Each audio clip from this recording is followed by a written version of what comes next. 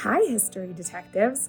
I am in our log home here at Heritage Sylvania, and we are getting ready to interview our very own pioneer. Do you remember what a pioneer is? Well, we have a pioneer in our log home today that is going to answer some questions that boys and girls have sent in to us. They were wondering lots of things about pioneers, so let's listen in to our very own pioneer, Sarah, and see what she can tell us about pioneers who used to live in a house just like this. How a log home was made. The home that I am in today is called a log home. A log home is made out of logs. You can see here the big trees that the men would have cut down to make this home. Usually, they would find a space for their home and cut down the trees that were there, so they would make a space after the trees were cut down.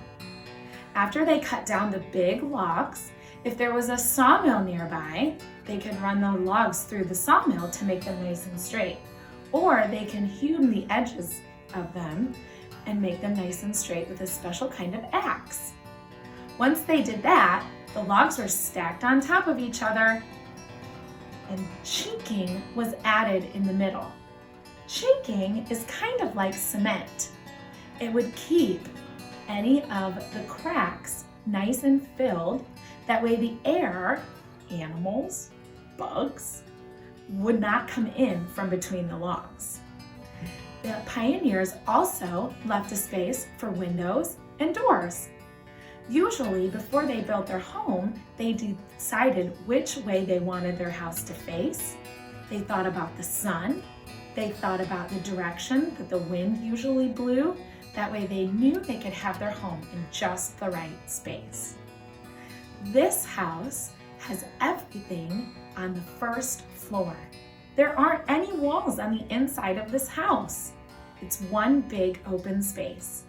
That means the kitchen, the dining room, the living room, and the parents' bedroom were all in the same room. This house has a loft. A loft is like a second floor. Upstairs is where the children in the home would have slept. That's all there was to this log house. How many people lived in a log home long ago? If you lived in a house like this, it would be the children and the parents living in this house. Sometimes, depending on your family, your grandparents might live with you in a house. Families were a lot closer than they are today because houses were smaller and they didn't have a lot of room to spread out.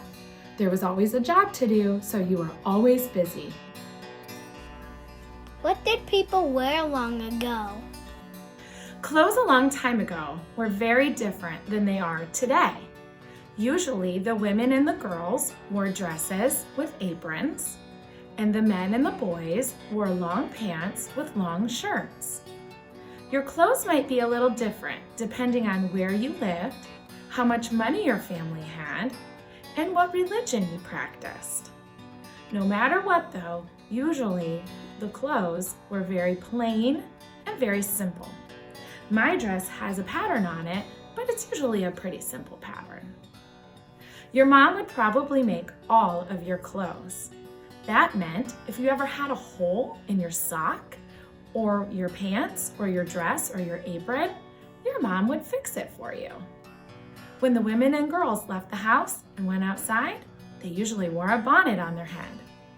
When the men and boys left their house and went outside, they usually wore a hat on their head. Did people have lots of clothes long ago? Usually, people only had a few outfits to wear, and there weren't any closets in their house, so they couldn't have a lot of clothes because they didn't have anywhere to store them. What did people eat? If you lived in a house like this, there were lots of different things that you were able to eat a long time ago. You would eat veggies, fruits, grains, meat, and even dairy products. Your family would have had a large garden that the kids and the parents would have tended to and made sure everything was growing just as it should. Some of the things that you would grow in your garden might be potatoes, onions, squash, herbs, and other vegetables. You may have had some fruit trees by your house or berry bushes. The men and boys would have gone hunting for animals to use and eat their meat. You also would have had your farm animals that you would also use for their meat. You may get milk from your cows and eggs from your chickens. What did kids do during the day? During the day, there was always a lot of work to be done. Mom would have worked inside the house getting things ready for the meals and cooking and cleaning. Dad would have been working outside in the fields or in the animal barns. The girls would have been inside with Mom. That was Mom's chance to show the girls and teach the girls everything they needed to know, so when they had their own cabin someday, they would be able to know what to do. At the same time the girls were inside with Mom, the boys were outside with Dad. Dad would teach the kids how to hunt, chop wood, take care of the animals, and grow the crops. There was always something to do in the house and outside of the house. The boys and the girls helped churn the butter, dip candles, and take care of the gardens. Sometimes the girls and boys would have to go to school. They would go to school during the day, and then when they would come home, they maybe would do some schoolwork at home, or they would help around the house some more. There was always a job to be done, and everyone in the family always worked together. That way everything would get done just as it was supposed to. Where did everyone go to the bathroom? If you had to go to the bathroom, you would go in an outhouse. An outhouse was kind of like a tiny shed that was not connected to your house. So if you were in the kitchen and you needed to go to the bathroom, you would have to go outside and go to your outhouse. Here is a replica or a copy of what an outhouse might look like. This is a teeny tiny one that we like to show, but of course, yours would be bigger. It has a door on the front, and inside of your outhouse, there would be a bench inside with a hole in it. You would sit down, use the bathroom, and when you were done, you would leave the bathroom. If you woke up in the middle of the night and needed to use the bathroom, you would use something called a chamber pot. A chamber pot was a pot that had a lid on it. You would open the lid, sit down on top of the pot, go to the bathroom, and then put the lid back on. In the morning, you'd have to take the pot outside and dump it out. That is what you would do if you had to use the bathroom.